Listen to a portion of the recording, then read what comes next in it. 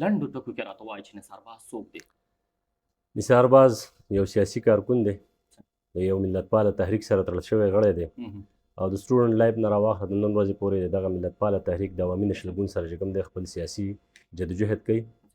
او یو کامن مین دی. صحیح. دا راته ویلی شي د باز لقب کې خودو شاته کوم راز شته؟ ظاهره خبره د باز دید ډېر زیات سوی وایي، نظر ډېر لرې لګي او ډېر زیات چې کومه دی په مرغو کې ښکلې مرغۍ ده، طاقتور مرغۍ ده او ښکار ډېر ښکلی کوي. صحیح. نثار باز خپلې لومړۍ زده کړې او بیا لوی زده کړې د کوم ځای نه حاصلې کړي؟ کومې څانګې نه دا ویلی شي؟ ما ګریجویشن د ښار ډګري کالج نه کړی دی او 2 ماسټر ډګریانې مې کړي دي پېښور یونیورسټۍ نه په جرنالیزم اینډ ماس کمیونیکیشن کې او په ریجنل سټډیز کې او نورې لوړې زده کړې چې موږ ورته ایم فل وایو هغه ما له نیمګړې پاتې شوي دي.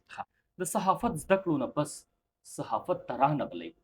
شاته یې څه لامل شته؟ زه یو سیاسي کارکون وم، ظاهره خبره ده زما عملي سیاست کوم، سټوډنټ لایف و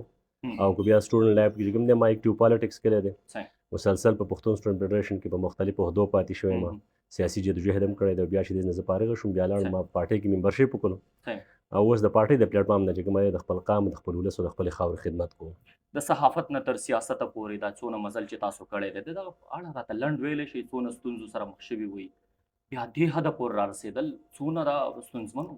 ظاهره خبره ده د یو میډل کلاس فیملی یو ممبر دپاره چې کوم دی د دومره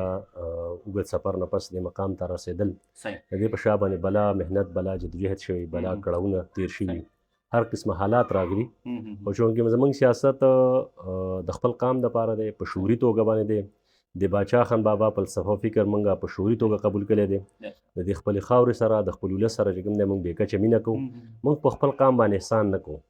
موږ د خپل قام دپاره د خدای خدمتګار اولاد یستو په خپل هم خدای خدمتګار یستو غواړو دا چې د خپل قام خدمت وکړو د دې د حقوقو تپوس وکړو په قام کې چې کوم دی سیاسي بیداري راولو او قام ته چې کومه دی سیاسي شعور ورکړو تر څو چې هغې په خپله قامي مقدمه باندې پوه شي چې د پښتون قام قامي مقدمه په دې ریاست کې څه ده یا په دنیا کې د پښتنو قامي مقدمه څه ده او د هغې دپاره چې کومه دی په څه ډول باندې سړی کولی شي چې هغه جدوجهد وکړي سیاسي حرکت وکړي جلسې جلوسونه وکړي یا سیاست وکړي.